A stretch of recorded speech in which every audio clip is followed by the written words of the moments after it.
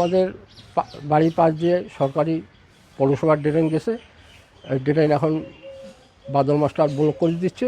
ওই ড্রেন দিয়ে আকাশের পানি এবং বাড়ির পানি সম্পূর্ণ এদিক দিয়ে যায়। ড্রেন বন্ধ হয়ে গেলে আমাদেরকে পানির মধ্যে ডুবে থাকতে হবে। 2004 সালে মরহুম আল আজহার হোসেন পৌরসভার মেয়র উনি নিজে থেকে আমাদের এই ড্রেনটা করে দিয়েছিলেন, কিন্তু এই যে আমাদের প্রতিপক্ষ বাদল মাস্টার ইনি আমাদের এই যে বহুদিনের কাঙ্ক্ষিত ড্রেনটা বন্ধ করে, আমাদের পানি নিষ্কাশনের ব্যবস্থা বন্ধ করে সে অপরিকল্পিতভাবে বহুতল ভবন নির্মাণ করতেছে।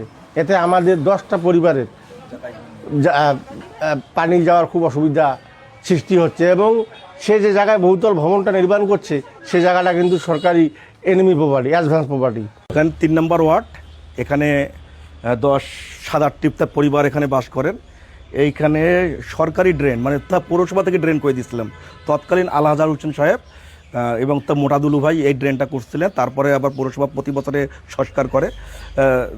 তা এখন যেটা দেখতে পাচ্ছি যে ড্রেনটা তো ওনারা ভেঙে মানে মাটি দিয়ে মানে করে ভরাট করে 6 ইঞ্চি পাইপ দিচ্ছে। আচ্ছা, পাইপ দেখ সমস্যা নেই, এখন ড্রেনটা ড্রেনের উপরে তারা ভবন নির্মাণ করতেছে। এখন ড্রেনের উপরে যদি ভবন নির্মাণ করে, যদি কখনও পানি যাওয়ার রাস্তা বন্ধ হয়ে যায়, পানি যদি না যায়, তাহলে এখানে 10-12টা বাড়ি তার পানিতে ডুবে যাবে বর্ষাকালে।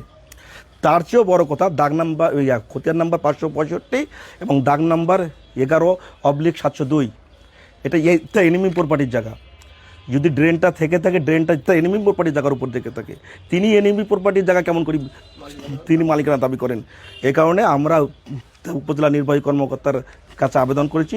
তিনি সার্ভেয়ারকে বলেছেন, এখন দেখা যাক কি হয়। এবং তবে আমরা চাই এটা তার প্রয়োজনীয় ব্যবস্থা নেওয়া যাক, পৌরবিধি মেনে যাতে ভবন নির্মাণ করা হয়। পৌরবিধি না মেনে তিনি কীভাবে ড্রেন, সরকারি ড্রেন হাত দিয়ে ভেঙে ফেললেন, এর আমরা শাস্তি দাবি করছি। আমার কোনো মতামত নাই আর কি, ভাই ওরা ঠিক আছে। আমার জায়গা সব আছে, ঠিকঠাক আছে। এর আগে এই শুধু আসি কমপ্লেন না, এই কমপ্লেন যখন ভিত্তি দিচ্ছি তখন থেকেই চলেছে আর কি। আসিয়া ইউনো সাহেব কইছে, ইউনো সাহেবের লোকজন আসিয়া দেখি কাগজ দেখি চলে গেছে আর কি।